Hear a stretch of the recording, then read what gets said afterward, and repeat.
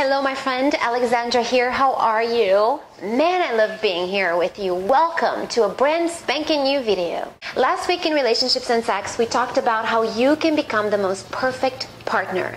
If you haven't seen that video yet, I highly recommend that you do. The link to it is below. Today we are talking fashion and beauty, and the topic is food control.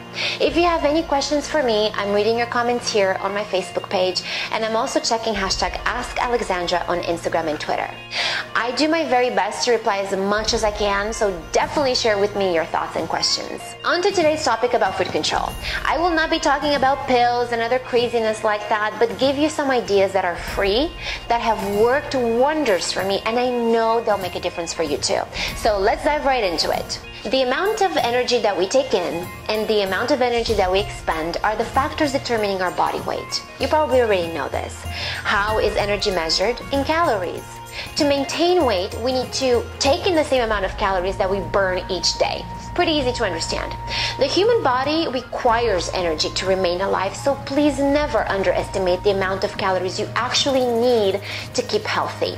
That number of calories that you should eat each day depends on several factors like sex, age, height, level of activity, and overall general health. You can find a lot of online calculators that can help you better define that number. Just make sure that it's coming from a reliable source. GetYourAssSuperskinnyGirl.com might not be the most dependable, you know what I'm saying?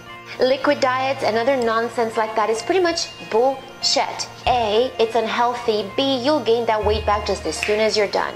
What you need to do is have a little patience and do it right so you can keep that unwanted weight off for good. Unfortunately, I'm a foodie, like most of us. I'm a fan of extra bacon, double cheese, and fried. And I don't just crave salty foods, I actually crave the sweet stuff just as much, so I'm double doomed. But I have lived a lifestyle that incorporates the following food control tips, and I have been able to maintain a healthy weight while still getting to indulge in my favorite cravings. So here's tip number 1. Get a doggy bag for half your meal. The thing is, if it's on our plate, we're probably going to eat it. There's no food control for me, at least anyway. I'm an animal. If there's something that I love to eat on that plate, I will chow it down like a beast. It's not cute at all. So to avoid that, when I order food that is high in calories like burger and fries, extra saucy pasta, what I do after I order it is I ask the server to place half on my plate and half in a doggy bag. I will only eat what's on my plate and then the rest for dinner or lunch the next day. So I won't have 1,000 calories for lunch and another 500 for dinner or whatever I'll be eating. I'll have 500 for lunch and 500 for dinner. Awesome! Tip number 2. Instead of storing the leftovers that you have in one big container, break it down into 2 or 3 little ones.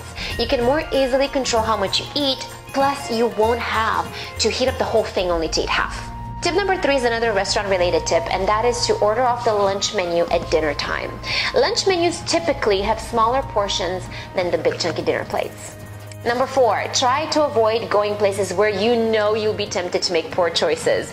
And if you can't, like say you have to go to the fair, then plan your surroundings and meals for the day of and the day after going to the place you know you'll be picking out.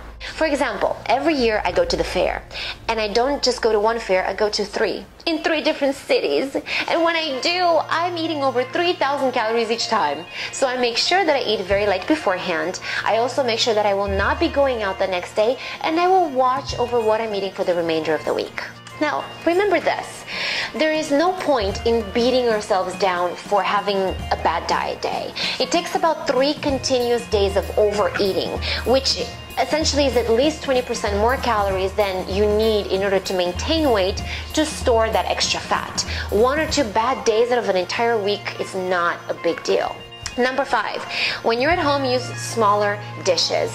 There is a proven link between our perceived size of food and the deriving appetite. So try eating from smaller plates and bowls rather than big ones. Also, pay close attention to what you're eating. When you're like this, mindlessly watching TV, you're bound to eat more.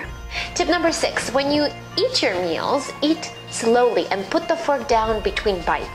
We usually tend to eat more when we eat faster, and by the time we hear our bodies try to tell us, "You're full," we already porked up on more than what our bodies needed. Tip number 7, if you're like me, hungry all the time, like right now, there's some healthy tips that can temporarily offset the hunger, like drinking more water. The most common cause of hunger is actually dehydration. So drink a large glass, wait about 10 minutes, and then see if you're still hungry. 2, eat foods that are rich in fiber. Fiber will help keep you feeling fuller longer and is very effective at stabilizing blood sugar levels. 3, curb hunger with healthy fats and snack on things like nuts, almonds, and walnuts. They're great at giving you that sensation of fullness. At the end of the day, we are in control of the amount of food that we consume each day, and simply deciding to cut one bad item from your diet can make a huge difference on the long haul. For example, substituting your can of soda with a glass of sparkling water can save around 150 calories. Skipping the large glass of sweetened iced tea will also save you about 200 calories. You see what I'm saying? That's huge. I also want to leave you with this, and I know it will sound like a broken record, but please listen. Stress is a huge trigger for cravings. Learning to deal with stress will not only improve your state of mind and well-being, it can potentially save you hundreds of calories each day. Try deep breathing or visualization.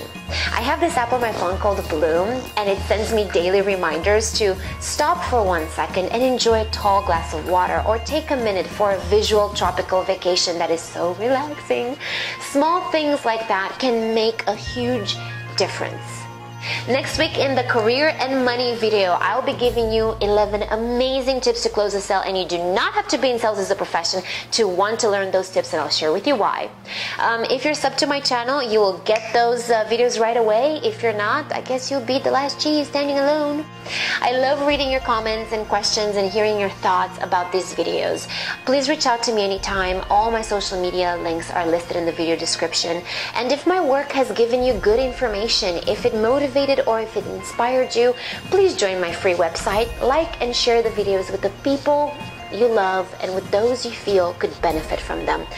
Thank you for being in my life and allowing me to be in yours. You are more amazing than you think you are. I appreciate you, and I will see you next time.